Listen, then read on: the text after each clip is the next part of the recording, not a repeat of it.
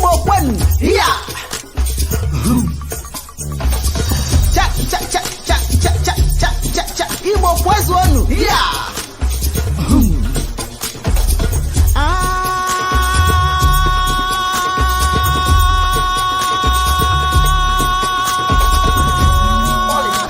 Oko nyamini, nyamini. Koko nyamini, nyamini. Koko nyamini, nyamini. Koko nyamini, nyamini. Ibole, ibole. Ibo ndamanihe. Ibole, ibole. Ibo ndamanihe. Ebulianyelu, ebulianyelu, ebulianyelu, ebulianyelu. Anamabara na ihe dị njọ ma na-emezi konye ofeke. Anamabara nọ n'ihe dị njọ ma na-emezi konye ofeke. Igbo bụ n'ụdị ike, ụmụ Igbo bụ n'ụdị ike. Ụmụ Igbo bụ n'ụdị ike, ụmụ Igbo bụ n'ụdị ike. Koko nyamini, nyamini.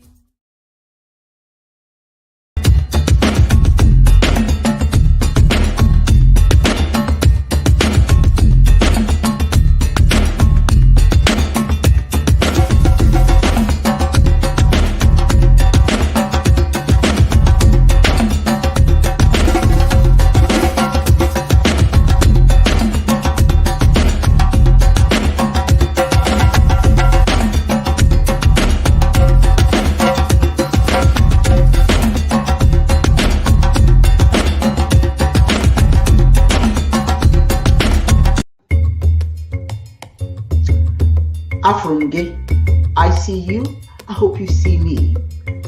As I pour libations today, I'm going to pour in this receptacle. And I'm going to use water, not wine, not rice, not honey. These are possible items I could use to pour libations. Some things that you can sprinkle on the ground, you can pour on the ground. I pour libations today first and foremost in the glorious name of Chineke. Chi, the male energy, masculine energy of the Creator, and Eke, the feminine energy of the Creator. I pour libations and I say, Ise. Ise means and so it is in Igbo Nigerian language. I pour libations to the four winds, to east, west, north, and south.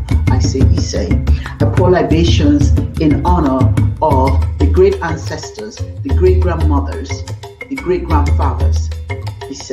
I pour libations and ask for their wisdom to continue to flow through me, be accessible through the power of my spirit. He said, I pour libations today in honor of all that is good in the universe, the sun, the moon, the wind, the oceans, everything that gives us life, everything that supports life on earth. I pour libations in their honor. I pour libations and call upon the Creator in all the names that we use to call upon the Creator. Chineke, Oludumare, Kamana, Jiani, Kapanda, Nemi, Nkosi, Ubizilele. God has a different name in different tongues. Call upon Chineke. We call upon you today. We ask for good health. We ask for high moral quality. We have asked for peace and love, which is within the personal ability of each and every one of us. We call upon the spirit of those individuals that have made it to the ripe old age of 80, because we realize that we reincarnate. We have 7 opportunities to get our lives right. So for those who have made it to the age of 80, we pour libations today and call upon their names. We pour libations in honor of those who are still on their journey, who have not made it to age 80. We wish them well wherever they are. We call upon the spirit of those yet unborn, and we ask that when they come into this earth, that they will inherit nothing but the goodness that we ourselves have put in front of them. that we have done to ensure that they live a fruitful and healthy life. We call upon the spirit of our personal ancestors, and I ask you this time to call upon your ancestors. Come on, call upon my mother who has become an ancestor, Musa, Ngozi Musa, Noha, Ngozi Musa, Onyoha. I call upon you today, your journey, may your journey be bright. You made it to the right old age of 91. We want you to be with us to continue your journey. But your journey is now, you have elevated to ancestorhood. So we ask you to continue to watch over us, to protect us from all evil. Stay in front of us, behind us, beside us. Anything that we touch, may it turn into gold. Help us to see any dangers in front of us. Help us to see any dangers anywhere around us. I ask all of you to please call upon the names of your ancestors. Call them, because if you don't, that means that they didn't exist, and that means you certainly don't exist. So I call upon your ancestors.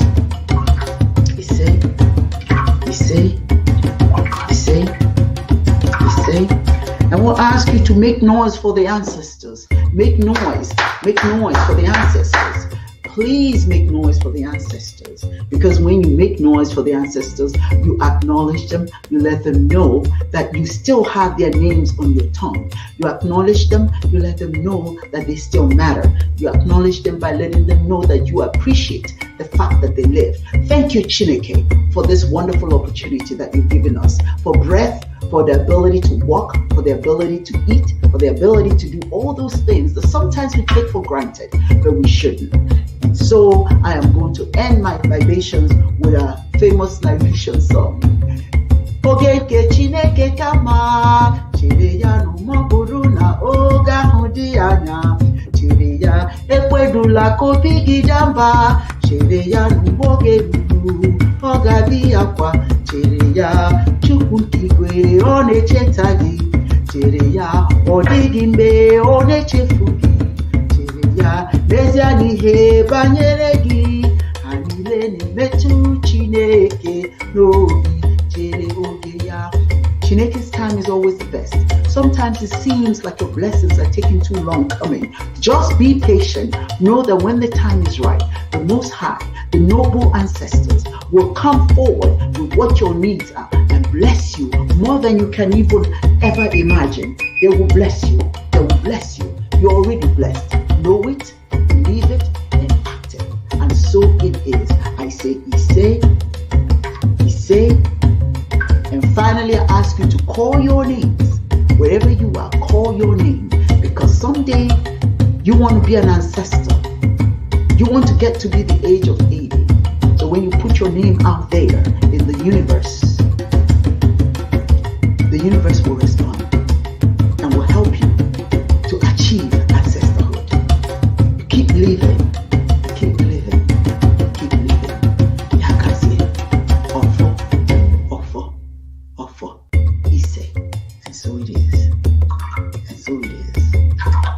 Take some water, I sprinkle on the floor, I sprinkle on myself, and I will take some of this water and I'll sprinkle all around me just to cool the temperature, to remove anything in my path that will do me any harm. And so it is. Takasie, I see you. I hope you see me. And so it is.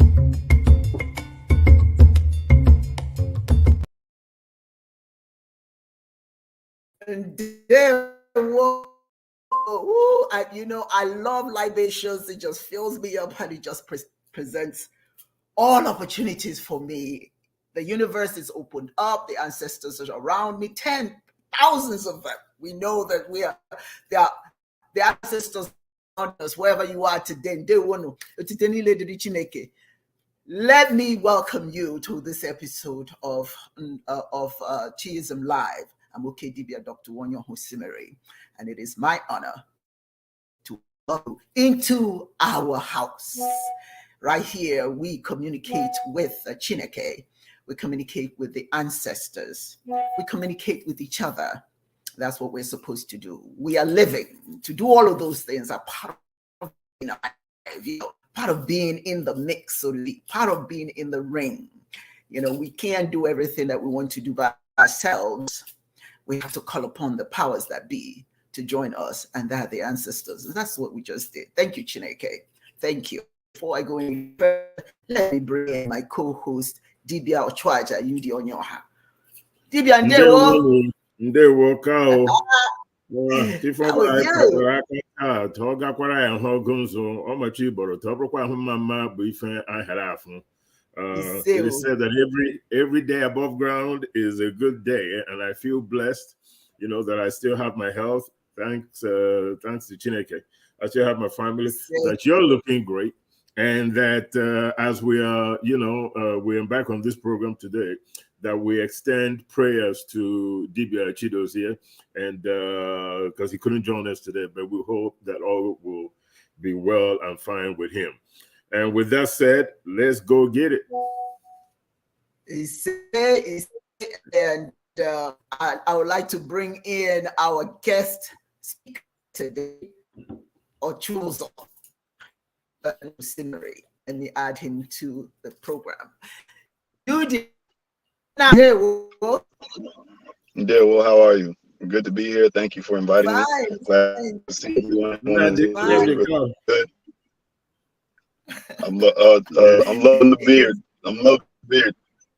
So you love it, so man? Thank you very much. A little different. Thank you. He's looking dignified today. Yeah, exactly. I've been fooling everybody for a long time. They thought I was 22 years old. I must be the greatest. Well, I'm going to shock the world today with all this great. There you go. Muhammad Ali. Hey, I appreciate it. I respect it. All right. The truth is finally revealed. Finally revealed. Okay, so anyway, thank you all for being here. I'm excited about what we're going to be talking about today. And what I'm going to do is, so that I don't cover Nandi, I'm going to remove our overlay for 1 minute, where everybody knows the purpose of images in African mystical, spiritual mysticism. This is the topic of the discussion. That's one of the things that I love about my father, how he takes the time to explain things to us, things that other people don't understand, or even some things that make people nervous. He took the time to explain it. You see this? I don't know how many of you have this. If you go to an African shrine, you'll see plenty of these, all right? To the layman, that's just a mask. But in a shrine, it's not just a mask. Isn't this gorgeous, Yudi? It's absolutely marvelous. Isn't this I love it. Yeah. Hand-carved? Yeah. It is not just a mask. To those who believe in African spiritual mysticism, that is part of what is necessary to bring them closer to the Creator, because the whole purpose of a shrine and the whole purpose of these objects that the Europeans mistakenly called idols is to bring your mind to focus on joining and being one with the spirit of Chineke. And when you are joined spiritually, that is when your power comes out. The thing is, do you understand? So when we have shrines, just like the Europeans have their churches and they have their angels, they have all these images there. It is also for psychological focusing. And that is the way it is for us. We have unfortunately misunderstood the purpose of all these images that African spirituality uses for as a means to join with the ancestors, to join with Chineke. What some of them have done, particularly the Catholic priests, is to destroy them. They actually believe that, now you talk about not knowing and understanding your culture or even understanding Chineke. They think that this has evil spirits in them. They feel that these have evil spirit. Never mind, they are hand carved, and it's just a symbolic item used by the spiritualists. But these Catholic priests see negativity in it and want it destroyed. What they do is they go and collect them and burn them, because they convince the layman who does not know too much or has been convinced that their culture is bad to gather those items, and they burn it. They do a public burning. And while they are burning, they tell them that the negative spirits are being released, so that nothing will happen to them in their community anymore, because they burn these things. What they have burned is people's way of life, people's concept about how to communicate with Chineke, people's spiritual concepts. That's what they are burning. There's a new priest, a young priest, who has decided that he's going to stop this nonsense. So he's gone on the journey to inform the community that these things are essential part of their culture, that they should not destroy them, they should not burn them, they should respect them. But because the people have been bought and sold into the whole idea that evil spirits lie in these items, in these masks, or whatever those objects are, so he does, instead of having a public burning, he has a public display of blessing these masks, these objects. And he tells them once they are blessed, the evil spirits are no longer there. So that means you can keep them. That means you should not destroy them. So what has happened is that people are bringing these artifacts to him. He's praying on them. And the interesting thing, he prays on them using African spirituality, okay, African precepts, and then convinces the people that these objects don't have anything, any evil spirit in them anymore. And it's okay for you to live with these items. It is disheartening, quite frankly, to think that people who adopt European or foreign spiritual concepts can now come to our people and tell them not to use theirs and replace it with their own. What it creates is confusion. What it creates is low self-esteem and a lack of dignity accorded to our culture. I don't know how many of you, if you can, you may want to order this book. You have a copy of this book, right? Yes, and I do. The Godian religion, conscientism. And on page 15, it talks about mysticism and what all these images represent. So I'm going to read what he said. I'm not going to read all of it, but I'm just going to read a portion of it.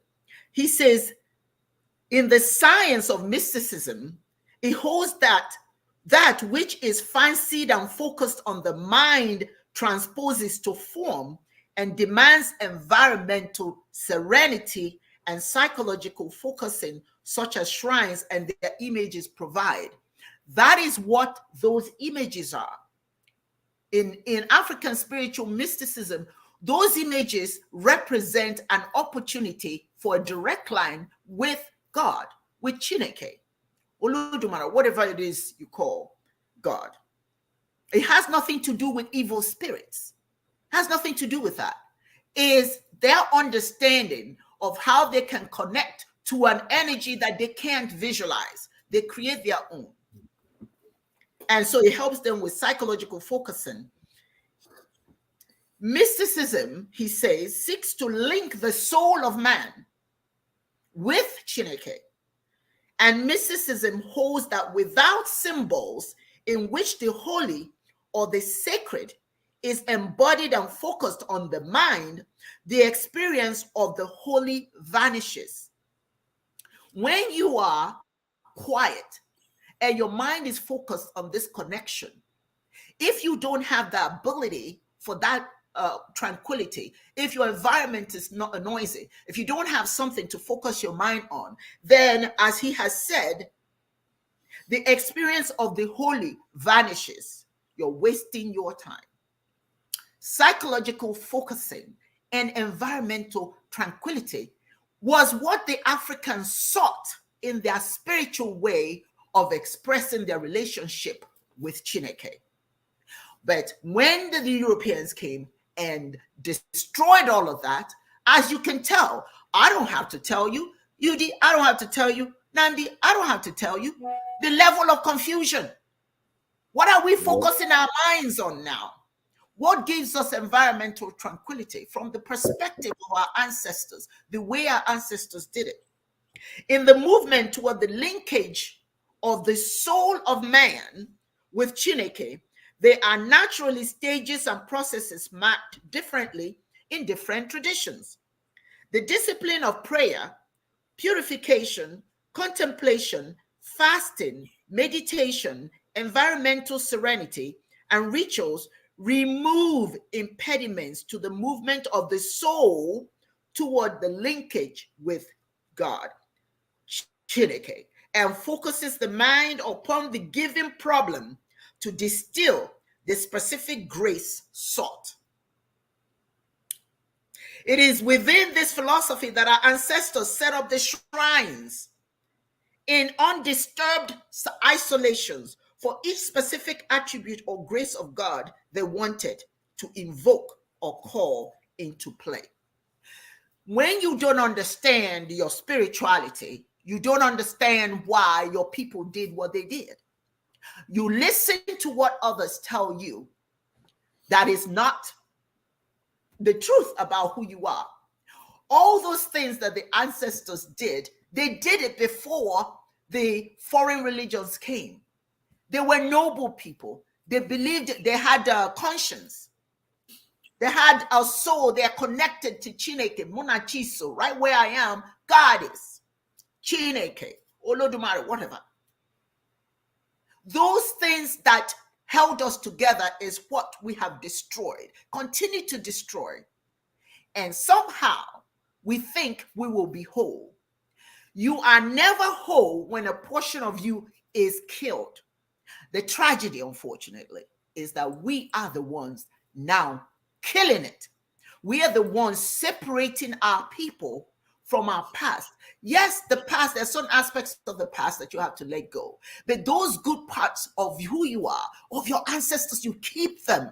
You don't destroy them. When you destroy them, you destroy a little bit of you. There are individuals, when you talk about African spirituality, they want to find a hole to jump into because it's so negative. No. Blasphemy. They call it everything. When you call who you are names, you look in the mirror, that's who you're calling yourself. You know, calling it to white folks or green folks or whomsoever. It's you. So you might as well stand in the mirror when you are cursing everything African. Go ahead, stand in the mirror, point to that picture that's looking back at you, because that's who you're talking about, because you are an aspect. You are a part of our ancestors. So what they did in the past that you are cursing and embracing something else, when you continue to do that, just make sure you don't leave something out. And that is your image in the mirror, reminding you, you're talking about you. There's nobody else you're talking about. The whole concept of Ekwensu and all that evil, that you conjured up that. After you left it, after white people or Asians or whomsoever have come in and plagiarized your mind and messed you up and convinced you that all these things are evil, things that your ancestors crafted as a means of connecting. There's no perfect way to get to Chineke. There's no perfect way. It is what works for you, what makes you a good human being, what impacts your value system, what makes you want to relate to your fellow man with dignity and honor. This is what spirituality is supposed to be about. So when you continue to throw your things out, have you ever seen a picture of a man who says, okay, you know what? I'm mad at my wife. I'm mad at my woman, or I'm mad at whomsoever. He stands in the window. He starts to take his things out and throw it out. You throwing it out because you mad at her. But it's your property. You bought it. But to get back at her, you just throw it out. You ain't no good. Or vice versa. This is what we do. We're standing in the window, throwing out things away because we're mad at the ancestors. You just throw you might as well, when you get through throwing everything, okay, position yourself and jump. Because you're part of it. Don't just throw the artifacts away. You might as well jump too. What our ancestors believed, ladies and gentlemen, is nothing too fancy. It's very basic. And let me just read this part and then I'll bring in my two guests. Thus, at the Fijoko shrine, his desire for agricultural wealth is symbolized.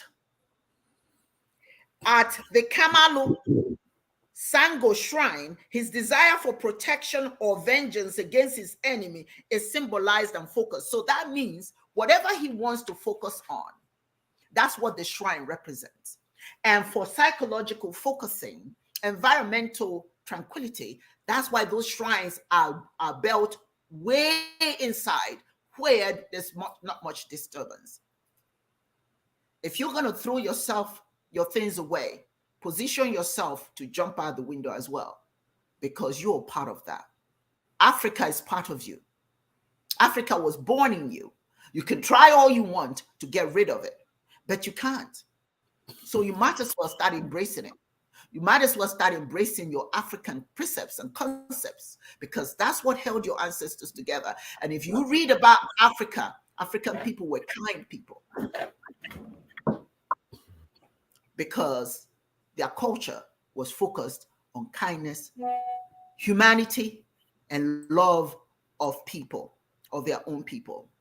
Everything else now is borrowed culture that has got us disorganized and got our minds fried, and we can't think straight anymore. UD, I am going to bring Dibia UD in. Your thoughts.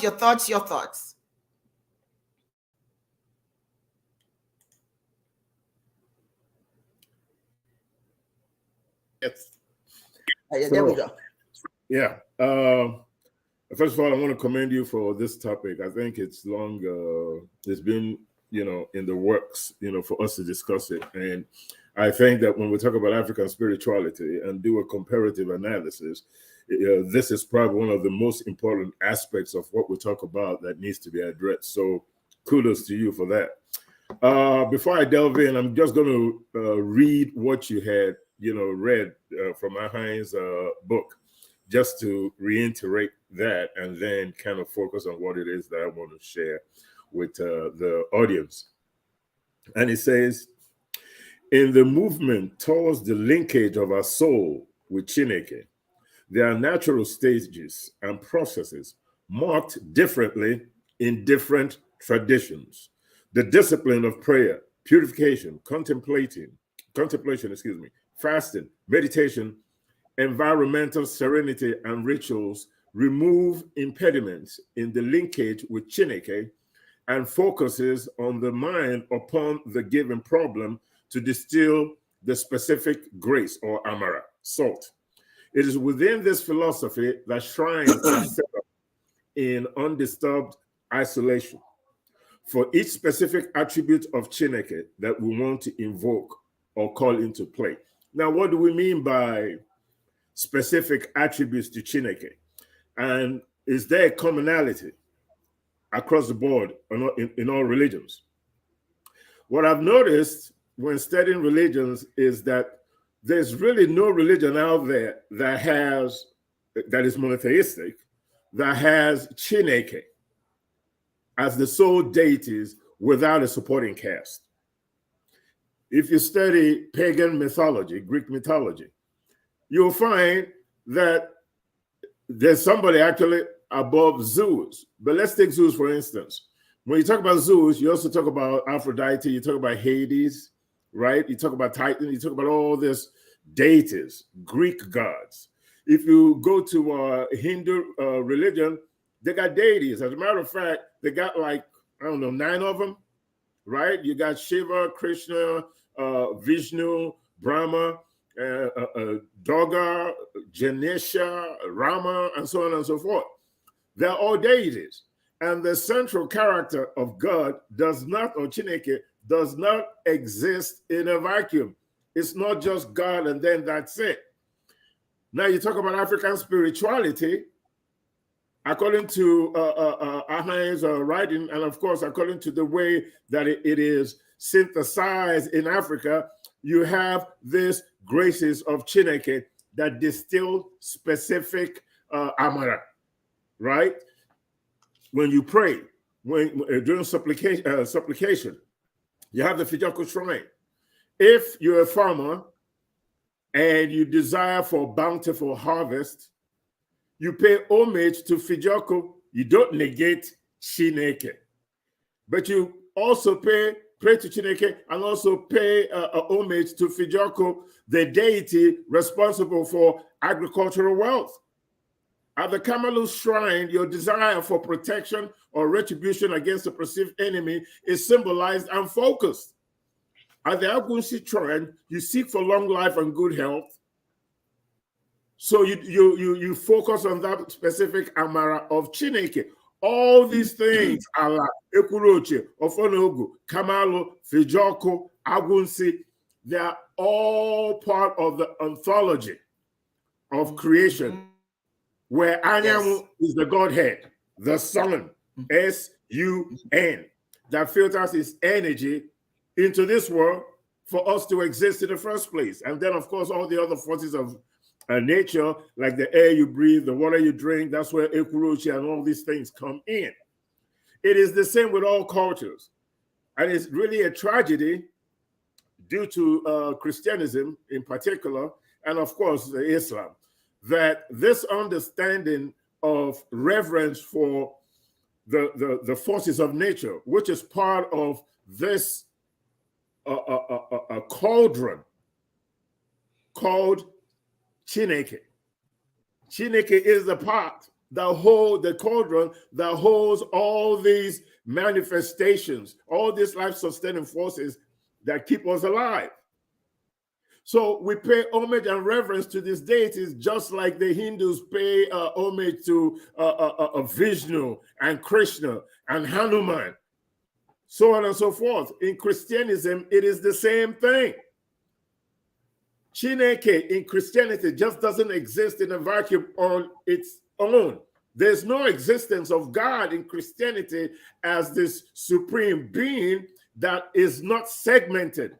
And in Christianism, it's segmented in 3 specific ways. In Hinduism, for example, it's segmented in 9 ways. And for us in Chiism, it's segmented in 8 ways. The last of them is ancestral reverence, those that came before you and set the pace and the understanding of how life works as we know it, as we exist right now. In Christianism, it is the Father. It is the Son, Jesus Christ, and the Holy Spirit. One does not exist without the other. That's right. So when they pay homage to the Son, Jesus Christ. Some of them in Catholicism it's Chineke himself. It's Mary, the mother of God. I mean, I don't know when God ended up having a mother, but let's just assume. Then you have Jesus Christ, then you have the Holy Spirit. And you notice that the reverence of the Godhead does not exist in a vacuum. All these 3 compartments are taken into consideration, or all these 3 deities are taken into consideration for you to have or for one to have the necessary psychological focusing when they want the grace of Chineke to, come in and help them with specific issues. The Father, the Son, and the Holy Ghost. One does not exist without the other. There is no Christianity, there is no belief in Christianism without these 3. And in some areas, it's 4. The Father, the Son, the Mother of God, and the Holy Spirit. So for me, it's really a tragedy and a misunderstanding. And, it's just one of those situations where, because people don't have a good understanding of images and mysticism and idolatry and what all these things mean, when you talk about idolatry, you talk about Africans, for some weird reason, it tends to have this evil connotation. Even though if you go into a Hindu temple or a Buddhist temple, you see the same idols and mysticism. If you go into a Catholic church or any church at all, you see the same idols and mysticism in there. The burst or image of Jesus Christ, of Mary, the mother of God, people walking around with crucifixes, doing the same thing that we're doing, but somehow the African way of doing stuff is demonized. Why can't you demonize the Buddhists? Why can't you demonize the Hindus? Why can't you demonize the Christianism, Sikhism? Why can't you demonize other religions that participate in the same idolatry, idol, and mysticism? Why demonize the African? And my conclusion is that there's something about the African that is a threat to Abrahamic religions, because we don't have that same problem with Hindus. I don't see any Hindu coming around and disparaging African traditional religion. Neither do I see anybody who embraces Confucianism or Sikhism or Buddhism. I don't see anybody except for people in the Abrahamic religion, particularly in Christianism up here and then Islam right here, that demonizes African spirituality as evil, as idolatry. The reason is either they feel that it is easy to influence us and have us leave our way of life and embrace theirs because of the control that they seek. First, to control you as a human being, which is a resource to them for economic reasons, and also your natural resources. That might be the reason for it. But I'm here to tell you that there is nothing in African spirituality, in the dispersion of the grace of Chineke, of Amara, of Chineke, of idolatry, of mysticism. There is nothing different from African traditional religion and any other religion out there in the global sphere that people embrace. The only issue is that we need to understand this similarity, understand that there is nothing that we're doing that is any different from what any other religious culture does. And therefore, we cannot be considered as practicing evil or devil worship without also extending that same misunderstanding to other traditional religions of the world. Thank you. Thank you. Excellent. Excellent. Nnamdi, do you have any thoughts you want to add before I really want to talk to people about what they need to do about creating their own images in mysticism? Go ahead. Absolutely. First and foremost, very powerful explanations from both sides. There was something that was just mentioned, and you mentioned the demonization of us as African people, basically translating into control. That is 100% correct. Now, coming from a standpoint of looking at things not just on a spiritual level, but also on a universal and societal level. If you think about how most European countries came into power, and then also controlling other countries in themselves, one of the main tools necessary in order to gain control of the people and the resources was to eradicate or destroy things that were symbolic to their culture, right? So, Dibia, you held up the mask. Now, the mask has, in almost any culture you think about, Christians and most Abrahamic religions, or the two Abrahamic religions, will see certain symbols outside of their own culture, right? And their own religions and their own beliefs as idol worship, correct? But every single time that I see most Christian beliefs and symbolism, there's the lamb, there's the golden calf, there's the fish, there is something symbolic to something that holds up to what they see as being connected to the Father, the Son, and the Holy Spirit. If that's not idol worship, then how do you attribute idol worship as being evil when it's connected to other individuals outside of your own culture and own belief? but you're able to symbolically represent something as being spiritually good or a spiritual head. Even the idea of the cross, that's an image, right? That's an image. That's a symbol.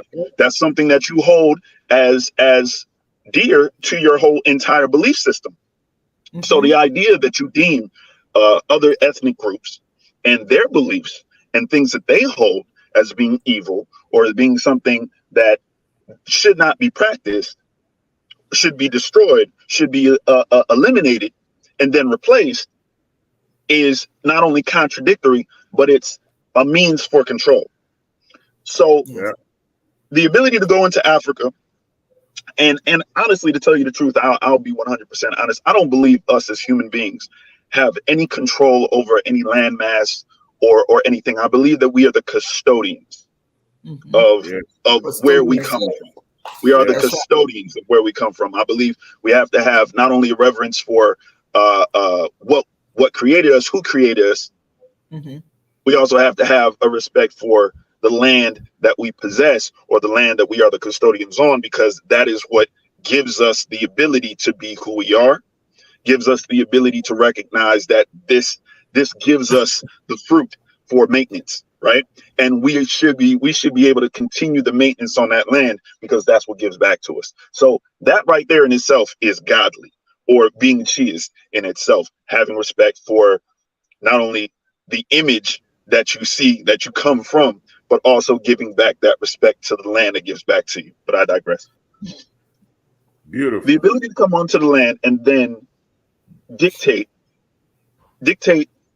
your image of a spiritual deity, or a holy this, holy that, whatever you want to call it. You have to destroy the images and the symbols that the individuals on that land deem as being a symbol of who they are. Everything basically plays a point, and it plays something symbolic to our growth in every single aspect, spiritually, financially, physically, and mentally. So destroying the things that we deem the symbols, the masks, the shrines, destroying those basically removes, and it becomes a generational thing. So you have to destroy those things, because it becomes more difficult to rebuild something that has held a symbolism for hundreds of years, if not thousands of years, right? Especially when it holds your language, it holds your scripture, so to speak. It holds every symbolism and image that something higher than you looks like you, right? So the ability to destroy that now paves the way for you to come in and basically pave a way for individuals to be forced to look at something else rather than themselves. Well, again, it's generational. So when you destroy that and then you implant something else, that's going to be ingrained in the minds of the individuals down the generation. But then before you can even do that, you still have to get rid of the elders. You have to get rid of the spiritual heads. You have to get rid of the individuals that can verbally speak that into existence for the next generation, and the current generation too. So you remove that, you remove them, you get rid of them. Then you have to get rid of the warriors. Then you have to get rid of the mothers that give birth to the next generation, or you have to control the warriors and control the women and the mothers that give birth to the next generation, right? So fast forward to where we are today. The condition that we are in today has now given individuals that look like us, our people that are custodians, that should be custodians on a continent or a landmass that holds every single natural resource you can think of, therefore controlling the minds of the natural resource that controls the resource. So you have to ingrain the image of something detrimental, something evil, something so toxic that the people can no longer even bear to see something that resembles their culture as being something powerful. And with that, they remove it themselves. It's a generational thing. They remove it themselves. They no longer want to even deal with the fact that this may be something so so symbolic to their own well-being, to their own spiritual empowerment, to their own physical empowerment, to their own mental empowerment, therefore removing the idea that economic empowerment may also hold some level of standing to that aspect of their culture. Mm-hmm. Yeah. Think about it. Mm-hmm. If the Japanese gave in to the Europeans, you wouldn't have the Japan you have today. And what does Japan do with European countries? All they do is trade. But I'll tell you this right now, there is not one European that I know that can ever go into a Japanese place in America and disrespect them. There's not a place that a European can go over to Japan and think that they'll ever step out of line in Japan. But we have individuals that can come to one of the most fruitful continents on the planet and disrespect the people because the people have disrespected themselves for so long. And it's now ingrained in them that they can't fathom the idea that anything that resembles them resembles power outside of entertainment and sports. Mm-hmm. Mm-hmm. True that. You put it right there. Well, you put it right there. Well said, man. Well said. Well said. You know, and I just want to share. I want you all to be what we just shared here, because sometimes it's very, very important for people to see that the world, the Black world, is opening their. People are opening their minds. Those people that you think their minds are narrowed, okay, and they're so stuck on this whole thing. It gives me so much pleasure when I hear some of these young people in particular, just like what you guys are saying here, when I see them come out and say stuff. I'm going to play this video and we're going to jump on that. At the end of this program, I'm going to share with you what you need to do to create your own images in mysticism in your own home. But I want us to listen to this young woman. This is some powerful stuff. She's saying, pay attention, listen, and we'll come back and we'll continue the discussion. See, it gives me great joy when I communicate with wise diasporans. I mean, Nigerians in diaspora. Not those ones are contributing billions for a church to be built in their community, in their state, in their village, when the road is like this, when their people don't have steady electricity, when their people lack all the social amenities, they are contributing billions to erect a church. When I speak with wise Nigerians in diaspora, it gives me great joy. And this video is dedicated to one of them. For those of you that are saying that religion is not your problem is your leaders. Leave religion alone. Leave the pastors alone. Leave churches alone. Let me tell you the story of Japan. You know, the capital of Japan, which is Tokyo, was named Edo. It was Edo before they changed it to Tokyo. Okay? And Tokyo is somebody's name. Let me tell you about Tokyo. When the Portuguese visited Japan, these people stayed in Japan for 15 years. And in these 15 years, they built 50,000 churches in Japan. It was when this guy took over. He was made a shogun. He had his own army. Tokyo, he beheaded all the religious leaders. The leaders of all these churches, he beheaded all of them. Years later, his people decided that the only way that they will honor the person that did this, because his people were so wise to understand the impact that he created, to understand why he did what he did. So they honored him by changing the name of their capital, which is Edo, from Edo to Tokyo. Church is your problem. That is your biggest problem. You see the government that you're talking about, the politicians that you're talking about. Government and religion is two sides of the same coin. The God that you are closing your eyes to pray to. I need a car. I need a house. I need money. I need food. I need good road. Accident is not my portion. Untimely death is not my portion. That's your imaginary friend that you are talking to in the name of a supreme being. Is actually the government of the day. Yes, God means the government of the day. The reason you don't have a house is the government. The reason you don't have food is the government. The reason your life is so pathetic as it is the government. The reason you are so miserable is the government. And the reason all these things are happening is because of religion. The government that are dealing with you, they have created an image. They have created a character that you should keep all your blame on. The devil. Everything that this character is doing is actually done by your government. You people we don't have good road in this country. Festive period is approaching. By the time you drive for kilometers on a bad road, so many people will die. Accidents is going to happen. You are not the person, you are not the only person that casted and binded on timely death. All the accident that happens all of them, they prayed in the morning. Some prayed even more than you. Some fasted. Some are better than you.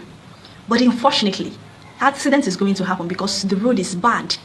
How often do you hear that trailer fall and people were killed in advanced countries? How often do you hear that? Because their God, which is the government, have fixed all these things for them. Untimely death is not their portion. It's not because they were casting and binding. It's because the government have made it possible that they don't die untimely. Listen and pay attention. Instead of you now to blame the government that have finished you, they have created an institution, religious institution, where you go to pray to this imaginary being to give you all the things that they have refused to give you, all the things that are in their hands to give you. They have made the government of the day a supreme being who you have to cry to. I was asking my mom a question the other day. I said, me as a parent, my son will not beg me for things that I can afford unless I don't have that thing.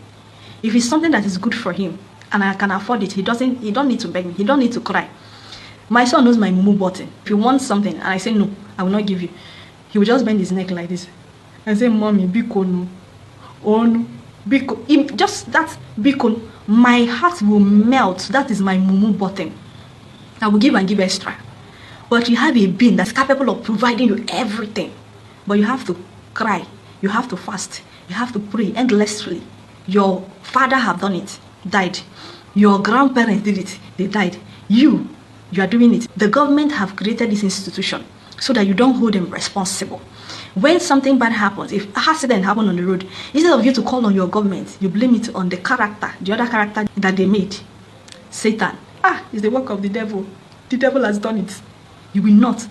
They have created this institution so that you don't hold them accountable, so that you don't hold them responsible for anything. If Japan happens to be as religious as you are today, they will not have advanced the way they are today. Listen, if Tokyo did not believe all the religious leaders as he did, the people that installed 50,000 churches in 15 years, open up and redirect the mind of his people to technology, to science, they will not be where they are today. This is your problem. Your problem is these two sides of the same coin, the government and religion. These people are your problem.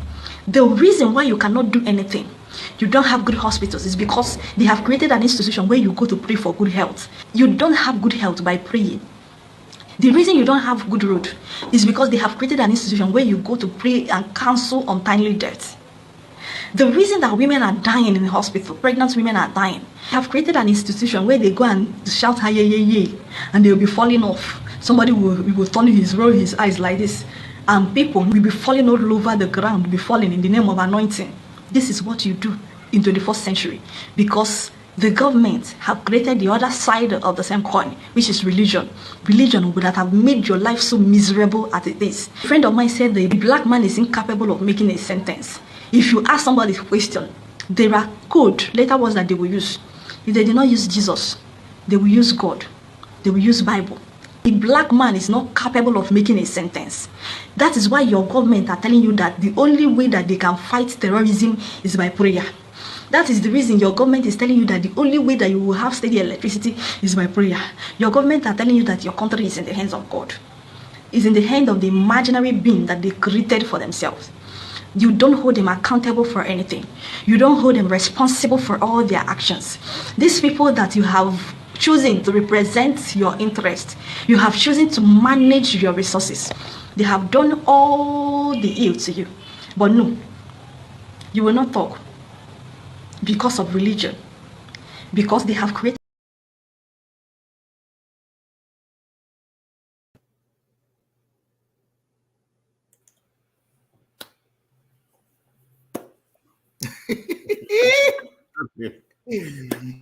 Let me just before you say anything, just give me a second to just clap.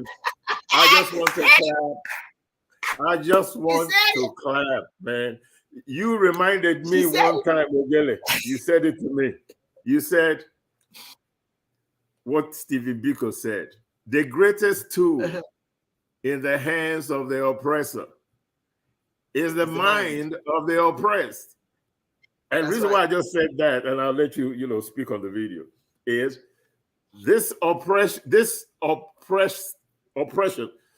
oppressor is just not the European or the Arab. Thank you. The oppressor is us. Yes. I'm so sick of this blame. Yeah, we know what happened. I know history. I got it. But we're the ones shooting ourselves in the foot now. We're the oppressor that you talk about, okay, Dibia. Over to you. I said it was going to be really interesting to play this woman's video, because the truth of the matter is, as long as you don't see the elephant in the room, as long as you refuse to address the real issue, and we talk about it all the time, there's a difference between spirituality and religion. Spirituality is empowering. If you're an empowered being, you're not going to have all of these things happening to you. If you're not empowered, you become quite gullible. All right? Yeah. You become vulnerable to all this nonsense. And that Ahaike Oke Onyoha knew it. Dr. Nnamdi Azikiwe, he knew that. Oba of Benin, they knew that. Nnamdi Okpara, what is his first name? Okpara. Anyway, he worked with Michael Okpara. They knew that. Fela Ransom Kuti, and his mother. They knew. Look, this is not news. It is only news to those who have refused to pay attention. Gente, as again, if you listen, you will listen. You just listen. You will hear the footsteps of the ants. It's just an African expression of telling you to think deeply. Nkomi, think, because that power is from within you if you allow it to come out. But it's suppressed by these religions. It's all suppressed. And then, as she has said, the government understands the vulnerability of the human mind. It's a psychological thing. They understand that you will not hold them responsible as long as you blame something else. That's like this, being blamed, evil spirits. Okay? As long as you're spending time chasing your things away, you're not going to pay attention to the person who's out. You are so focused on hating what you have. You, as a matter of fact, you're hating your power. Mm-hmm. You're hating your strength, and you're embracing weakness.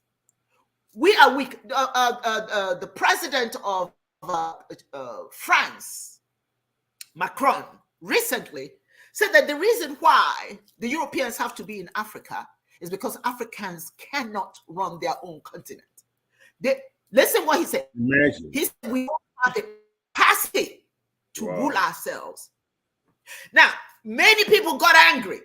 Huh? Oh, how dare he say that? How dare is he lying? No, he's not. What are you angry about? When you allow, see, you can't talk about things that are happening to you when you allow it to happen. And then when it does happen, you get mad.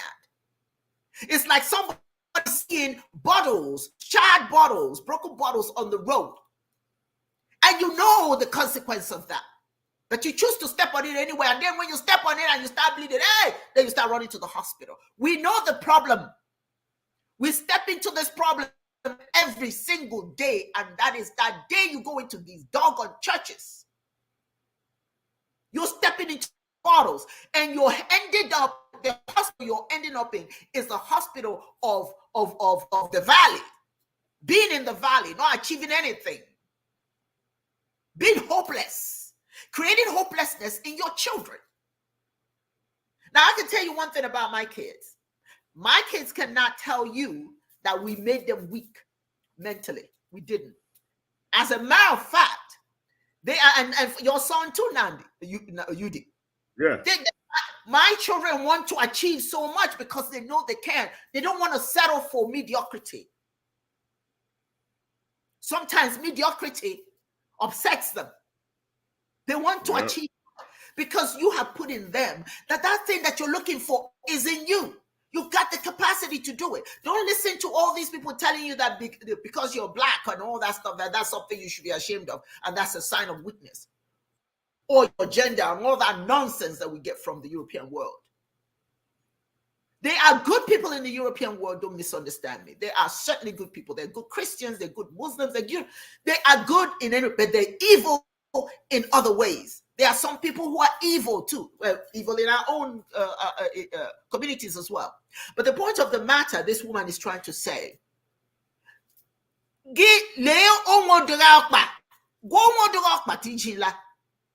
if you have that sore and you've got this big old sore, the flies are all over it, cure it.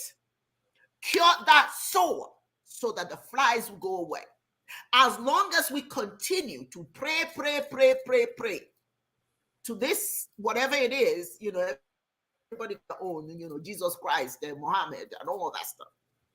As long as our focus is out there, the people who are really doing us harm. Look at what's going on in Nigeria, for instance. You've got this pastor, I don't want to name him because, people get all out of shape about their little men of God. But this pastor is telling Nigerians, be quiet. Accept life the way it is. It is God's doing. God chose that. Whatever you're experiencing, it's God's will. Give more money. Give money. If you give 10,000 today, oh my God, all your prayers will be gone. Then you run to the bank and you draw 10,000. I remember when I was in Lagos, this guy visited Nigeria. He's dead now. I can't think of his name. He's a big white pastor. And he was, a friend of mine said, let's go. So we went. I'm telling you, the place was packed to the brim. Packed to the brim. They had a big truck in the middle of this field. It was the activity was held in a stadium. So they had these black trucks in the middle of the stadium, right? And this man is there telling them, if you bring 20,000 naira, this will happen for you. If you bring 100,000, or if you bring 1 million, I'm not kidding you. I'm sat there watching my people running to the bank. These people were hauling money. Do you hear me? They were. When was that? Money. What year was that? I'm trying to remember that. That was that was 1993, I think it was. 1993. Okay. I was in Nigeria. Yeah. And they were hauling money in these trucks. People were throwing money at them. I couldn't believe it. Now, these are people who say they don't have money. These are people who are there praying for money. But they are throwing money at these people. But because the people understand, you're vulnerable. You're not mentally there. They can tell you anything, and you'll believe it. When Macron said that the black world went ape, they went to church to curse him. You didn't think about what I'm just saying to you. They're mad at him. Then they go to church to pour water, to curse him, to put the devil. Is the devil in him talking? No, it is not the devil talking. Macron was talking, not the devil. You. Okay? He's telling you what he knows. He's telling you what he sees. He's telling you what we do. We are like that. Yep. The day that you decide that enough is enough, and let's just, I'm not talking about, when I talk about enough is enough, I'm not talking about going to the streets for guns and all. No, I'm talking about when you decide enough of ripping of your mind. That's when you will open your eyes and see, okay, this is what's going on here. We need to do something different. But as long as the mind is consumed with the devil, with the evil, and not those who are doing it to you. And quite frankly, that is the reason why all these years, France has been able to subdue African nations that are French-speaking African nations. They know about religion. When they come over there, our children are running. They're giving flowers there, they're about to them and all that. I saw in Umahia, I was in the market when this man came out of a Volkswagen, was it wagon or whatever you call that car, with this little white boy, God bless his little heart, dressed like Jesus Christ. And here comes his mother. And people, the little boy was bowing, and all these Nigerians are crowding him. They are on the floor. Is about to throw up. They were offering him. They were giving him yams. They were, they were telling him to pray for them. Some of them were crying. And this little boy could have been 10 years old. He was the apple. And I said to myself, my God, I wonder what he's thinking. I wonder what this little boy is thinking. I bet he's saying, what a bunch of fools. Oh, but he was playing his role. And mom and dad were collecting the money. It was in Omaya. Mom and dad are at the market. Mom and dad were collecting the money. They were throwing money at them. And this little boy is just watching. And he's touching, touching their heads. Grown men and women. And this little boy from England somewhere touching their heads. And they were touching his clothes. He was dressed like Jesus Christ. I said, so Jesus Christ came back as a baby? What's going on here? Y'all, please wake the heck up. I was so ashamed of my people. So anyway, to make it look so, let me ask you, Nandi, what he thought about the video. Then Yuji. Nandi, what did you think of the video? Oh my God. Well, first, oh man. First and foremost, it was a powerful video. She basically just went back and gave a historical declaration. Yes. Of what I mentioned before. Yes.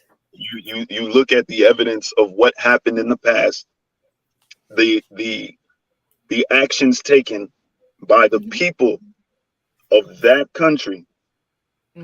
It was so effective that it transcended into now being spoken. Think about that. Being spoken about. Showing the evidence of what it took to actually hold on to your power, your mental sanity, the idea that anyone coming in to impose something outside of your well-being should be removed post haste, therefore allow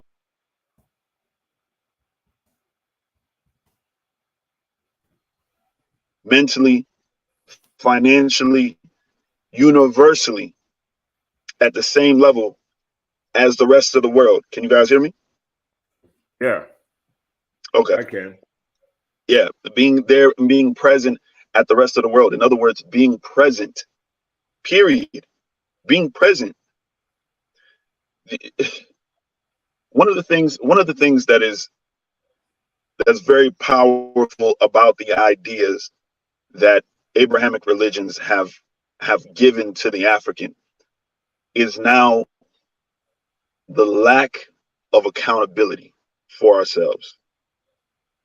I think that's probably one of the most powerful and most detrimental tools ever, because you now have no respect. Not only do you lack respect for yourselves, but then you even lack the respect for the individuals that still maintain the respect for themselves, and they are the ones that are ostracized in their own countries. It's wild to me that you have those. There are individuals that have bled, that have fought, that have died, and are still struggling to this day for the mental, physical, and spiritual freedom for their own people. And the majority of the people that are still clinging on to something that does not uphold, you can practice whatever it is that you want. You can practice any religion, any ideology, any practice that you want.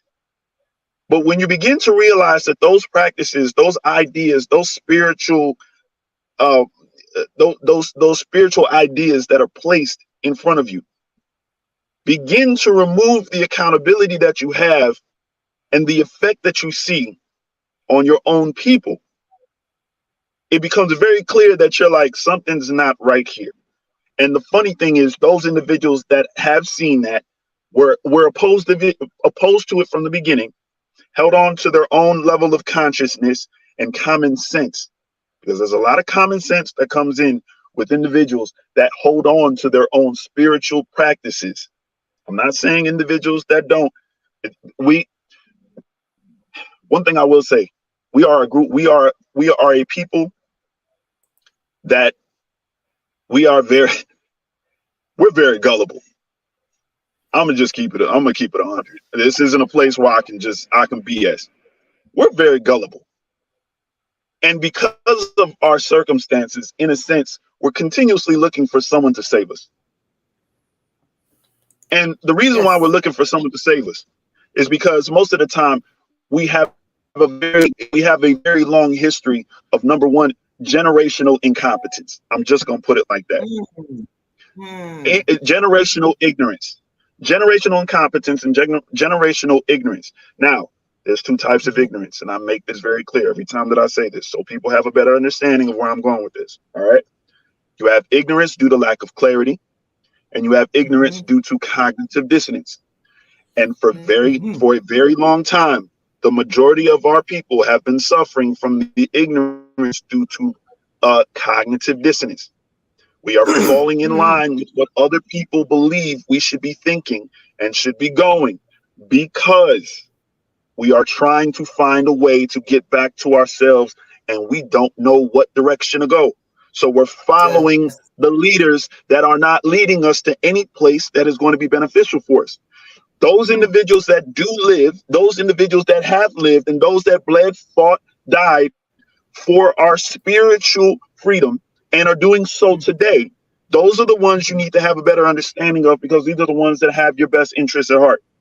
The ones that you're looking at now, just like he mentioned, and this is why I talk about cognitive dissonance and also lack of clarity. If I tell you the sky is blue, and I have scientific proof that the sky is blue, there's going to be two people that are going to come to me directly. The minute I say the sky is blue, you're going to have individuals that are going to say, of course it is. Yeah, because you said it. Wow, it's blue. I can see. Then you're going to have those individuals that are going to ask, why is the sky blue? Now, the ones that, why is the sky blue? They want to know exactly why it looks that color. And because I have the idea, the knowledge, and also the scientific backing to show them why it is blue, those are the individuals that are going to say, you know what? I understand now. But that's like 10%. If I said the sky is blue because I threw a handful of blue M&Ms in the sky and they got stuck, because I got a whole bunch of money, and if I've been saying that for generations, guess what's gonna happen? People gonna look, well, he got a bunch of money. He must have been able to afford that amount of M&Ms, and he looked strong, so he was probably able to throw it up that high. And you know, it probably is blue because he threw a bunch of M&Ms in the sky and they got stuck. You have individuals that are clinging onto a belief of someone based off of what they have and what they don't. I got a bunch of money. I'm saying this nonsense, and you're going to believe it because you think I'm going to give you $1. And that's what's been generationally passed on. So the individuals that can actually tell you something that will benefit you and give you a reason as to say, you know what, this makes sense because it is applied to my life and how I'm living today. If I take this information and I begin to apply it to my life, it is going to lead to spiritual enlightenment. It's going to lead to physical development. It's going to lead to mental clarity, and it's going to lead to financial stability. If I'm able to give you all that because it benefits you in your realm of life, that's going to benefit you. Follow those people. Those are the people you follow. Not the ones that say, I can give you everything. And then here's the other thing that's real crazy to me. You just mentioned this pastor. We don't know his name. I'm not even going to mention his name. I'm pretty sure you know the name, but no need to even say it because there's too many people like this. And I'll say this and I'll let you continue. If this individual said, oh, don't say anything, He's telling the Nigerian people, don't say anything. Don't do anything. That's life. But then he still tells you, bring this money. It'll change your life. Doesn't that mean that you yourself have the ability to change your circumstances, even if it means taking your finances to this individual because he told you that it can change your perspective? Why would you just take, if he's telling you this can change, why don't you apply that to somebody or apply it to yourself and say, this is what I'm going to do. This is who I'm going to give it to. This is how I'm going to apply it in order to change my life for the better. Not give to this individual and then say, let go, let God. Please get out my face. Yeah. Say it again. Yep. Get it. How you say? Nail on the head. Just bang. Drove that stuff right through. Kill the vampire, right? Count Dracula. Let me read something right quick. Real short. Education is a course of induction and cultural promotion, an instigation by which one is forged to fit squarely into the society that he or she belongs as a responsible citizen. K-O-K on your wrote that. What is that saying?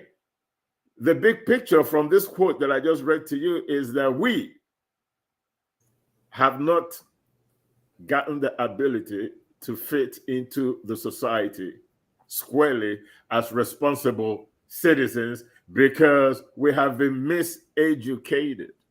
We've been miseducated to the point that we see no value in who and what we are. We see value in who and what our oppressor was, still is, and will be tomorrow if we continue on this track of hatred, self-hatred, everything about Africa, the continent, even its temperature. You will rather admire a polar bear than the lion in the jungle. We've gotten to the point where we see absolutely no value in ourselves. We've been so miseducated that we don't even understand what culture and tradition means and what role it plays in the upward mobility or opulence of a people. We absolutely have no clue. The miseducation of the African, our educational system that teaches us everything foreign, never delves into anything that is localized, that is part of our history. Most Africans can't go back to African history 200 years. They have no idea. And there is no effort out there for the so-called educators to resurrect Africa into our educational system where we can see ourselves beyond colonized and beyond enslavement. That's right. Can we talk about Africa beyond 400 years ago? Everything about Africa that is 400 or more years old is a mystery to most Africans. Most Africans. In the primary school, you don't get any information about who and what you were or the contributions that you made to civilization. You don't get it in high school. Neither do you get it in college. There is nothing in the educational system in Africa that stresses Africa first before anything else. Not even the language. Like we mentioned before, this self-loathing and this miseducation of Africa has led to the point where other cultures that speak other traditional or primordial languages have their textbooks in all areas of human endeavor in their language, including mathematics. Computer science in Japan is written in Japanese script. Computer science in China, in India, Hindu, even though they have they study English, they were colonized by the British, but they have textbooks in Hindu. In Sikh, the only books in Africa that you can find in any African language is the interpretation of the Bible. Yes. The Quran is not being interpreted in any African language because the parts of Africa where Islam permeates is permeated those places so long that most core traditional belief system is gone and everything is Islamic. But the funny thing is, when they have their traditional festivals, their culture seems to seep right in there, especially in northern Nigeria, where Usman Danfodio, what's his name? Usman Danfodio and Mansa Musa, Sekou Touré, all those guys brought Islam and changed the culture of the people and Islamized most of sub-Saharan Africa on the West African side of things.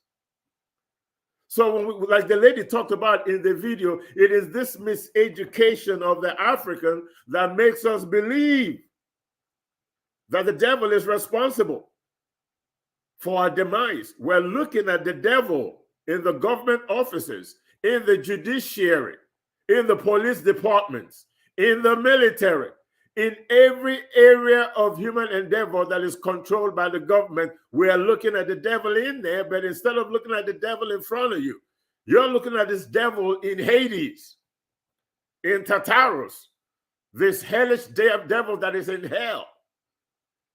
You have been re-socialized in such a way that even when somebody's got a knife at your throat and you're looking at the person with the knife at your throat, you still consider what is doing the work of the devil, as opposed to saying, this fool's got a knife in my throat.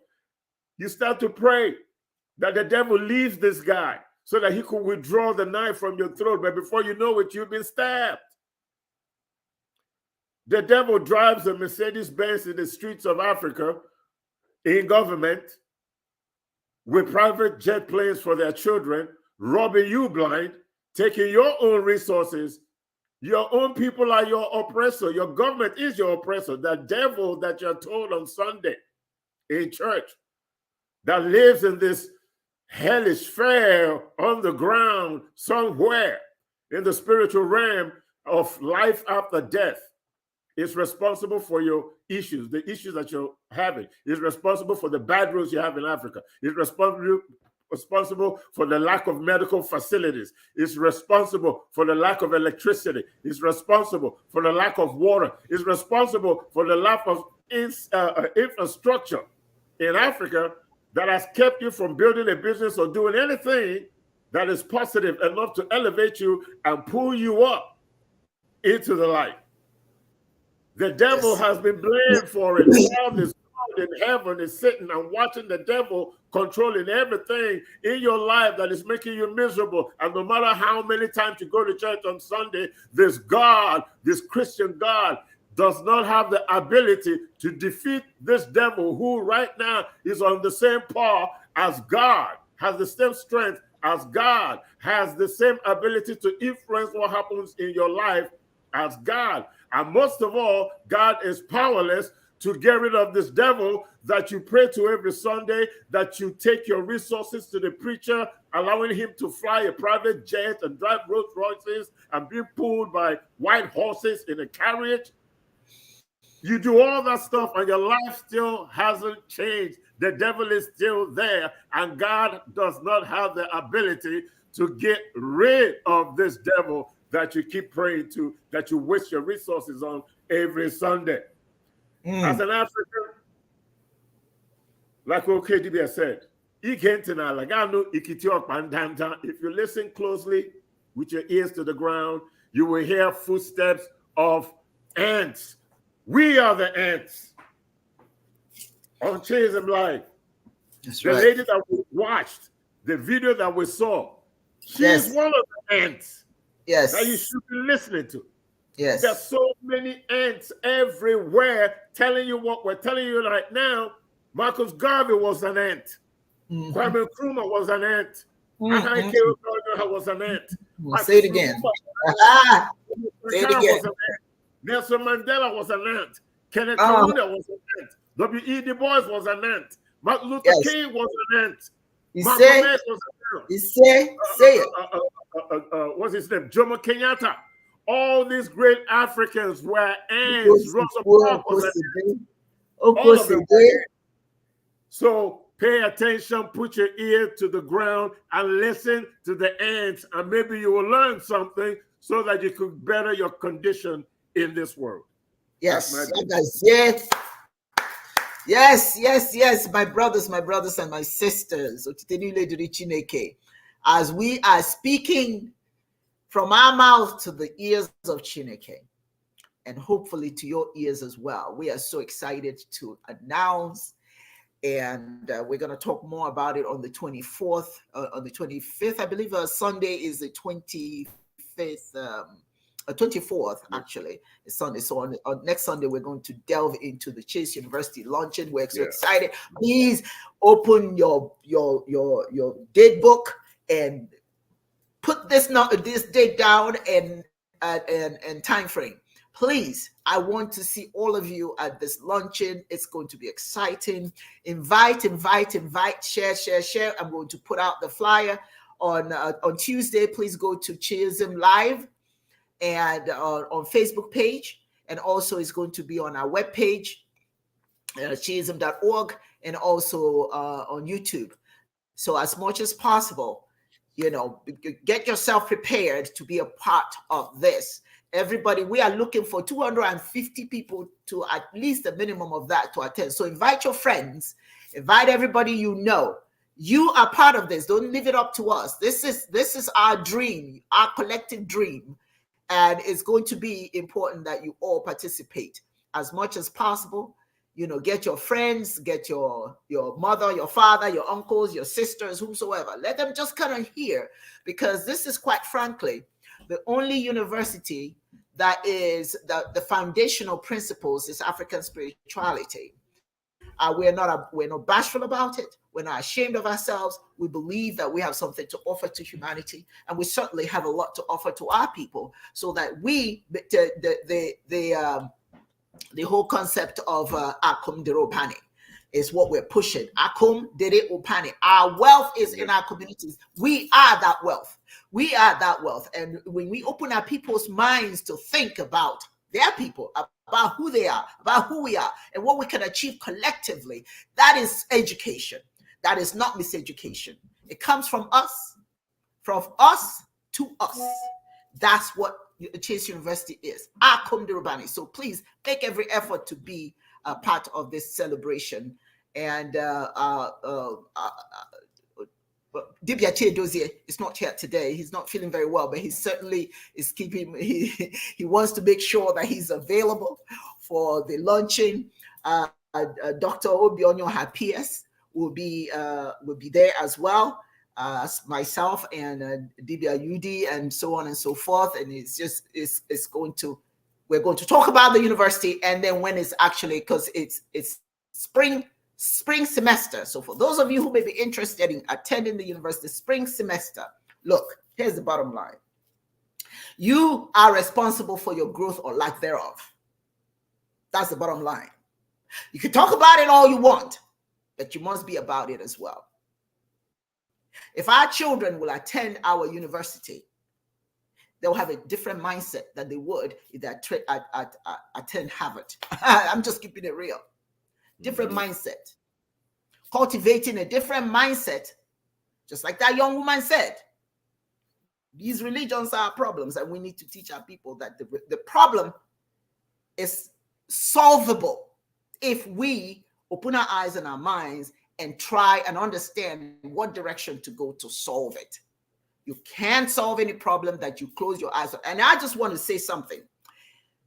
One of the things that I find most irritating is this whole concept of speaking in tongue. Okay. My dear brothers and sisters, if you already speak Igbo, you're speaking in tongue. You speak Yoruba. I spoke all of them. If you speak Hausa, you're speaking in tongue. You don't have to embrace it. All that nonsense. That's gibberish. You've got a language given to you by Chineke. Use it. They are culture. They're all different languages. There is no reason that Chineke will want you to start gibberish. Ask all of these people doing all that stuff. What does it mean? They don't know. But they clap. Then they clap. I'm like, are you for real? It's jibber jabber. How can't you say it? How can't you say jibber jabber baby talk foolishness? That's what it is. That's what it is. It's foolishness. And then people buy into it. You know, I watch these big preachers, and then they do the talk, and then they go jibba jabba, and everybody's clapping. I did it in church in Texas. And I say, look, I can speak Igbo. Igbo God, what could even? That's my tongue. That's my gibberish. That's this speaking in tongue right there. I don't need to embrace anything foreign. So people, you know what? If you have a language already, you're speaking in tongue. Okay, you don't have to adopt all of that stuff. You know, back they say it's the Holy Spirit speaking to them. I don't understand why the Holy Spirit, who created you supposedly, cannot get you to speak in your language. Instead, some foreign something that means nothing. I mean, you know, you talk about confusion. This God that we're talking about, who is he? Who is he? I'm sorry. Anyway, hey, listen, I want to play this video and just a little break, and then we'll be back and talk about it. This, for those African Americans, this one pertains to the African American experience. Akimebro says it's crazy. Yes, darling, you were right. It is crazy. But African Americans back in the 60s were frustrated by some of the things that they were told, and they couldn't see it. You know, sometimes when we sell something, somebody sells something to you, and you don't see it being practiced, it's confusing and it's enraging. I want you to watch this. This is a young African American in 1960s, frustrated, and we'll pick it up after he speaks. You know, this revolution is filled with so many ironies, really. First, you tell us that it is manly to keep your word. All right? If you are a man, you keep your word. And now all that the black people in this country are demanding, and even the black people in the whole world are demanding, is that you keep your word. You told us we were free. Well, then show us that we're free. You told us that there is justice, equality for all in this country. Well, then stick to your word and let us see the justice and equality for all. Or else admit to us that you're not a man, you're a worm, you're afraid of us, you're afraid to give us equal stand. You're afraid that if you give us equal ground, that we will match you and we will override you. And if that's what you're afraid of us, then tell us that's just what you're afraid of. But don't keep hiding it from us and holding this up to us, and every time we ask you for something, you give us a little bit of something, and it's all tokenism. We don't want tokenism. And there are most black men in this world that don't want charity. And yet still every time we ask you for something, you give us a little piece, a little piece. You're playing games with us. We're not children. We're big men. I've seen my father have to put up with all kinds of stuff. He was a big man. He raised a family. He went down south, and he had to go around to the back door with his wife. We're not asking for anything. We're not asking for any favors. All we want is what's ours. Now, there are many black veterans who are coming back, and they're mad. They're angry. Do you think that they're going to sit down through this? Our fathers didn't have the knowledge that we had. They sat through it. But there are other black youth that are not going to sit through it. We know about Che. We know about Fanon. We've read the books of our revolution. We've listened to Mao and his quotations. We know where we stand. We're not going to sit for it. We're asking, and if we ask and we don't get, we're prepared to stand up and take it. If I ask a man, I tell a man I am hungry. I tell him I am cold. And I ask him to do something about my condition. And this man holds a loaf of bread right in front of me so I can see it, and I keep asking him, I'm begging him to please give me a slice of the loaf of bread. I am hungry. Then it is known by every psychologist that the next step in the progression is I am going to knock him upside the head and take the bread from him. I'm not going to starve to death. All we're asking, no one wants to see blood. No one likes the smell of blood. No one wants war. Anyone who's been in war doesn't want war. Everyone knows what it is to see the inside of a man's gut hanging out and see your friends die, see relatives die. No one wants to regress back to the state of mind where you have to think it's all for the cause, therefore my mother has to die, my wife has to die, my brothers and sisters have to die. No one wants that. But you're pushing us to it. You're leaving us no choice. We're asking, we're begging. The students up at Columbia, they ask. The brothers down south ask. The brothers in Latin America, the brothers in Africa, they're all asking. All they're doing is asking. Our fathers asked. Our grandfathers asked. The presidents of our universities, our colleges had to go to your back doors to beg that their children be given just enough money so that they could be taught something to live off. And yet still they asked and asked and asked, and you refused to give them anything. Now, we're just about out of patience. We're not going to ask anymore. The news media says that it's only the young that are militant, only the young that want this and want that. Okay, but we're 40% of the black population now. Or we were a year ago, and still yet we're climbing. Before long, we'll be 50%, 55%, and then we'll have the command. We're not going to take it. We're not going to take sitting in rotten parks and in places that just aren't fit for living. We're not going to take it. There's a limit to a man's patience, and everyone knows that God, Christ, heaven, everyone knows that what we're asking is not $1 million. What we're asking for is humanity. We're asking to be allowed to live like human beings. And God, you tell us that this is too much to ask. You're sick. You're definitely sick. How can you tell me that it's too much to ask to be a human being? Wow. Wow, wow, wow. I mean, wow, wow, wow. He said it. He said it. He said it. He said it. Hit it on that the is, head. Ladies and gentlemen, this is what we're asking for. Don't tell us no more lies. After a while, you have to take it. Take back your spirituality, African people. The only thing holding you back is you. It's free. It's free. Chineke gave you everything free. No man controls air. No man controls the universe. It's free. Akachi said something. Parents don't get, let me read what she said, wrote here, and I think I had shared it a minute ago. Parents don't ask children for permission. We don't need permission to be. Just be. We don't need to, I don't even care what Europeans are doing. I don't care what Arabs are doing. I care about what I'm doing. I care about what we're doing. We don't need anybody's permission to be African. We need nobody's permission to have a direct communication with our Chineke, because it's free.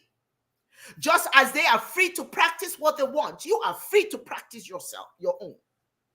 And the day you start asking permission is when they win. Religion is the opium of the black mind, and I'm putting it there, but I'm narrowing it down. Not the opium of the mind. It's the opium of the black mind. Yeah. When you start smoking those lies, when you stop listening to lies, you start being intoxicated. You become alert. You start to think, and you start to build. And when you start to build, just remember one thing: when you start to build, you must lose terror of opposition, because the opposition will come. This is what's happening in Niger. They woke up. If you see, there is a design of what this young prince, that's what I call him, the new of what you call Burkina Faso. Yeah. Or Burkina Faso. He has designed Burkina Faso, blowing people's minds. Oh my God, I'm getting excited. If you see what this man has designed, because guess what? They are going to be in control of their own money.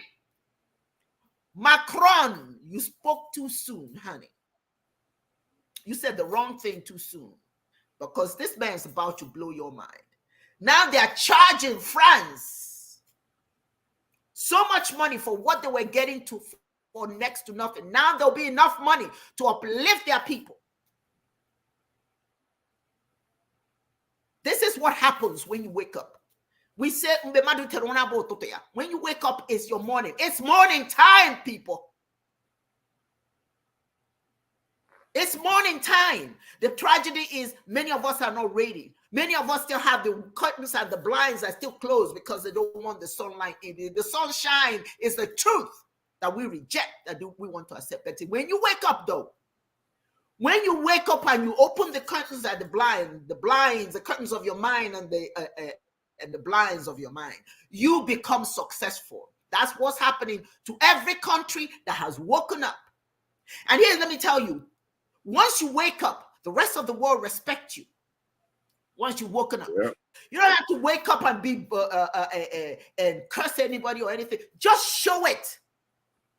Just show it by your actions, by your own development. UD and I talked about the fact that if we can just go to the eastern part of Nigeria, for instance, and just build up the East, the world will take notice. In African American communities, in diaspora communities, build yourself up. Just build up your communities. There's a young man, I think he's 37 years old. He went and bought land in Atlanta, Georgia. Lots of land. He and his friend, they saved a lot of money and they bought this land. And they're building these little bitty houses. These are little bitty houses. And it's amazing what they have created in Atlanta, Georgia. Homes, beautifully manicured lawns and everything, but they're not expensive. They're small. But they're giving their own people an opportunity to be homeowners without having to pay thousands. You can buy this home for $20,000 and they are just manicured and beautiful. They're not terribly spacious, but they are so beautiful. All those beautiful little houses there. Just gorgeous. When you wake up and you're not depending on people, let me share this with you, UD. And this is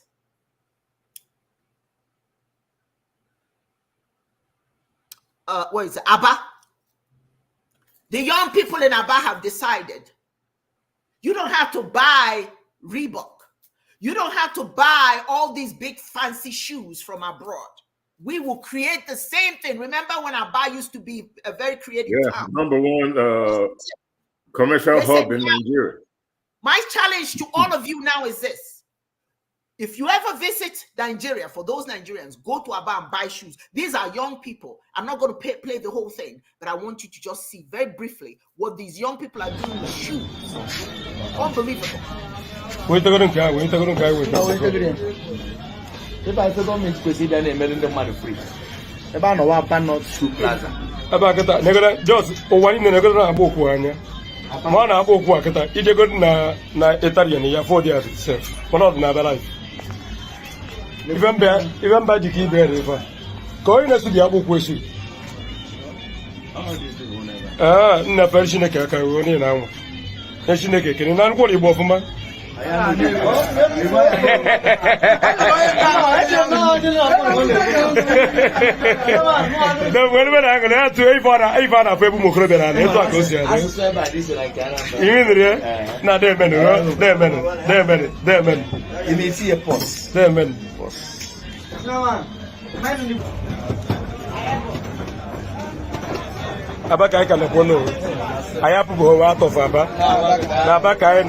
When Sigolo body showing me a call. Under about supply right here. I not street plaza.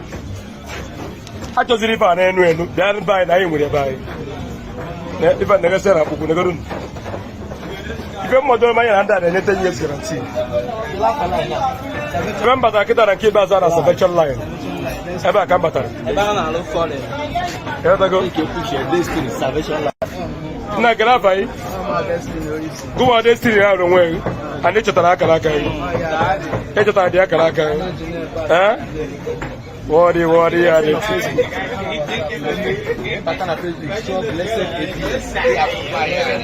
Let's see, oh, in our book, you are doing well. You are doing well.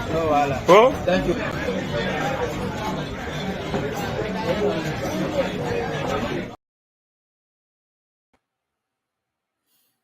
You can't beat that. You really can't beat it. You know, talk about pull yourselves up from the bootstraps.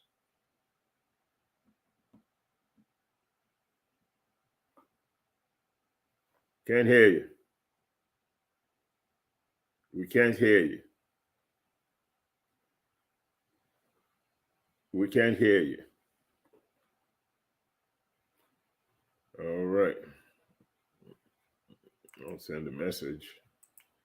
We can't. Wait a minute.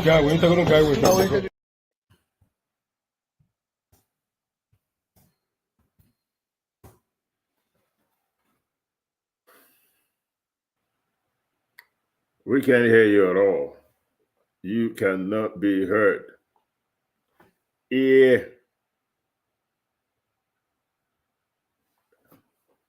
I don't even know if anybody can hear me. Can you hear me, Nnamdi? Yeah, I can hear you. Oh, okay. We can't hear her. So she's talking, but we can't hear it. But anyway. I've removed the video. It's the Okay. internet. I removed the video. Okay. We can hear you now. It's going to go away in a minute. It's going to go away in a minute. We can hear you now, though. Yeah, I'm trying. I removed the video. I'm trying for it to go away. But, I can still hear it. Okay, excellent. Sorry about that. That was the platform that did that. I tried to remove it, and here's the point I'm making here with this video. These are young people who are not interested in begging.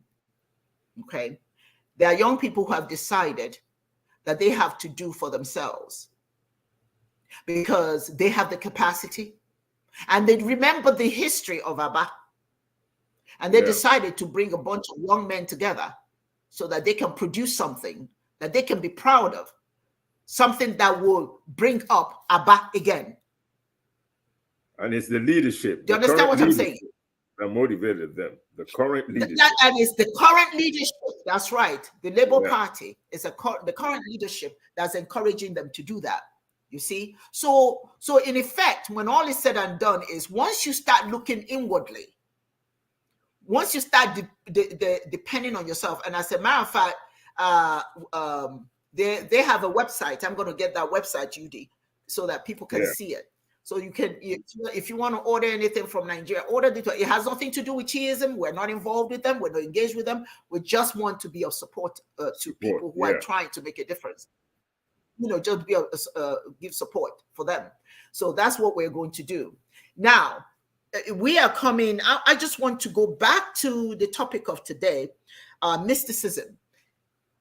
All of us need to understand that when you are looking for African spirituality, to practice African spirituality, it's not a difficult thing to do. It's very pragmatic. It's more focused on your psychological focusing and creating an environmental tranquility. I think what we do sometimes is we're running around trying to say which religion is better, which one is better. This person said, somebody called me to tell me that a gentleman said, oh, we don't worship ancestors. Africans don't worship, we don't even have God, all kinds of things. And here's the thing, there is so much diversity in spirituality. Pick one that works for you and stick with it. See, we don't have anyone, Africa doesn't have any rallying, any religion they can rally around. We offer you Chiism under the banner which every African spirituality, every spirituality can gyrate. Because it's not a matter of what's right and what's wrong. It's what's moral. It's based on morality. What are you practicing that brings forth the best moral quality in you? That brings out peace like dove in you. So there's no need for us to keep gallivanting everywhere trying to find anything. Monachiso, Chiism. We're offering you Chiism that offers you power. That power you're looking for, that inspiration you're looking for, it's right within you, because the day you were born, your chi came with you to follow you and guide you for the rest of your life. Chiism, we as African people, we need something that we can rally around when anything that has to do with Africans is an issue. We don't have any such thing.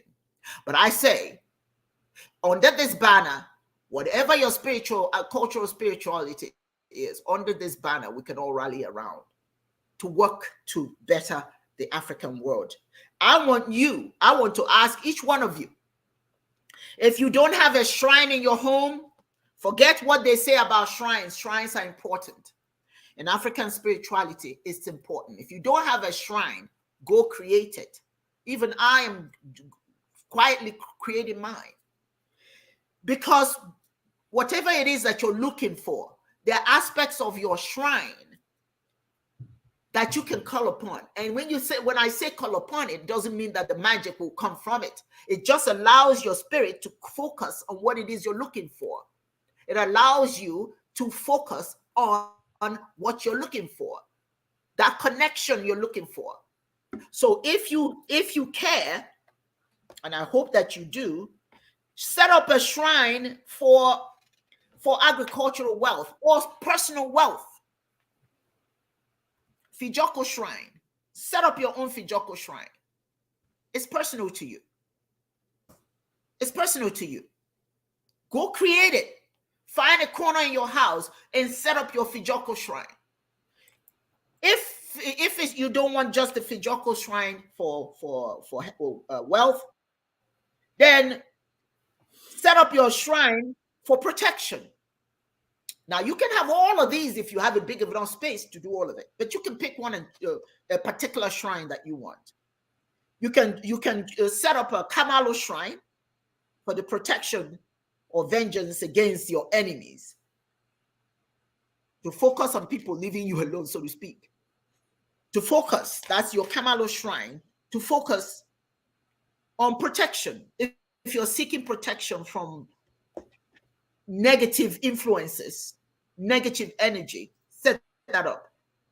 If you want to set up a agunsi for healthcare, for your well-being, you're thinking about your health. There are tradomedical practitioners, they pretty much have agunsi as their shrine for spiritual and mystical dimensions. If you want a shrine for morality, if your focus is on morality, set up an Allah shrine. What I'm going to do is I am going to show you, UD and I, because UD is doing the African calendar, and we are going to create for you visual so that you can see it, and you can create these shrines for yourselves. In Yoruba, the Allah shrine is Oshun or Olokun. Okay, and in Hausa, I mean in Efik, it's Abase or Owu shrine. But the word shrine, as we said earlier, is for psychological focusing. Okay, create a space for you in your home.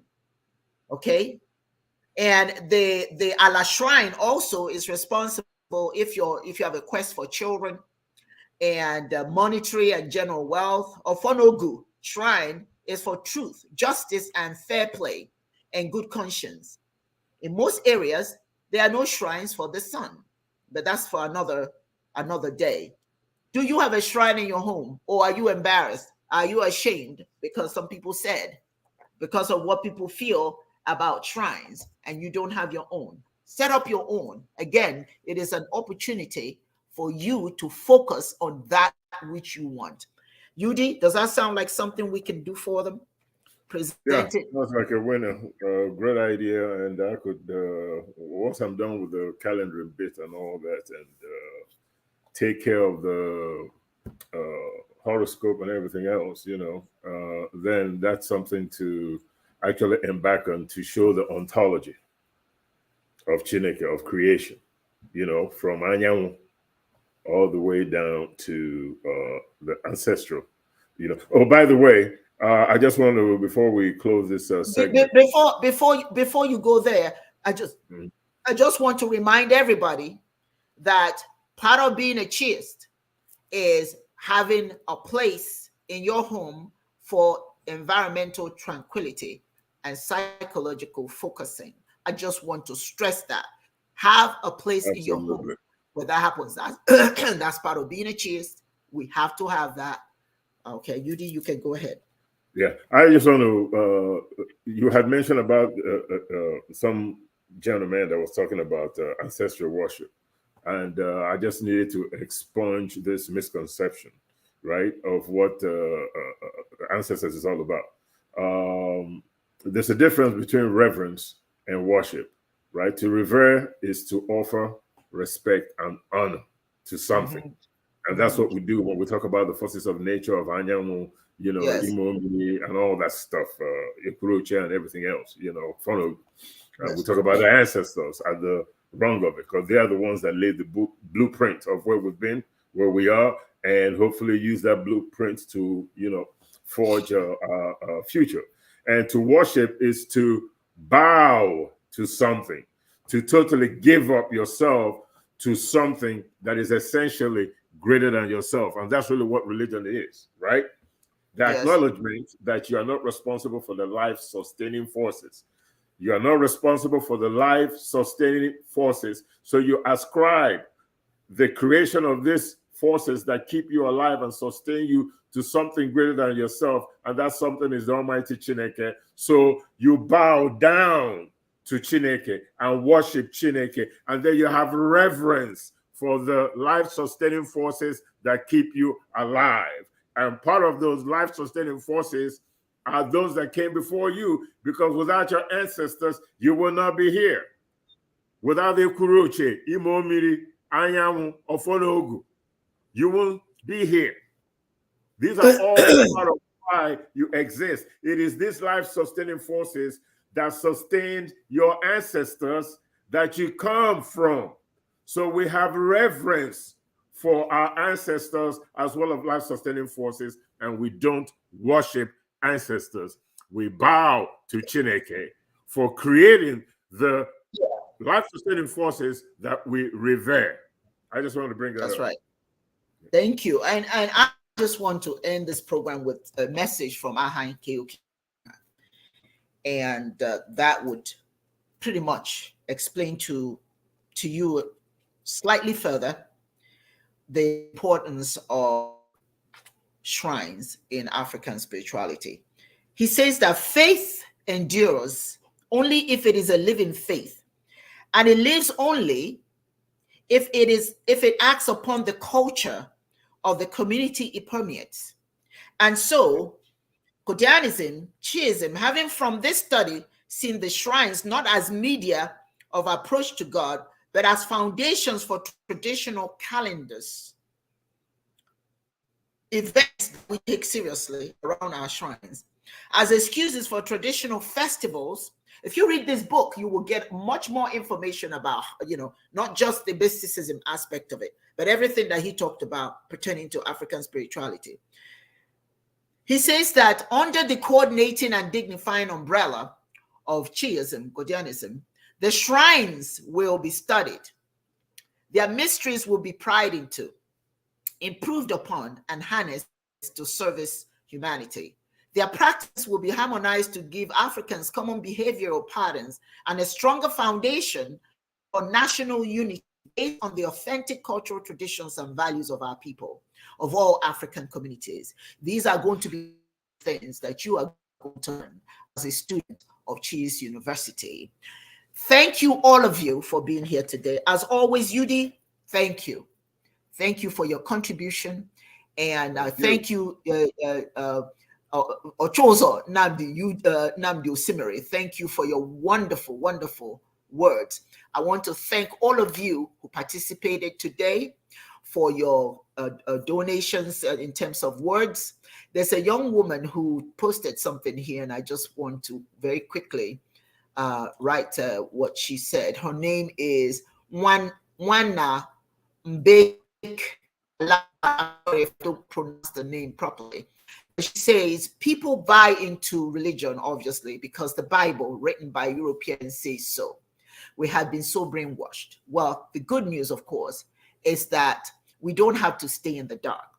The brainwashing has to stop, but it only stops if we stop it.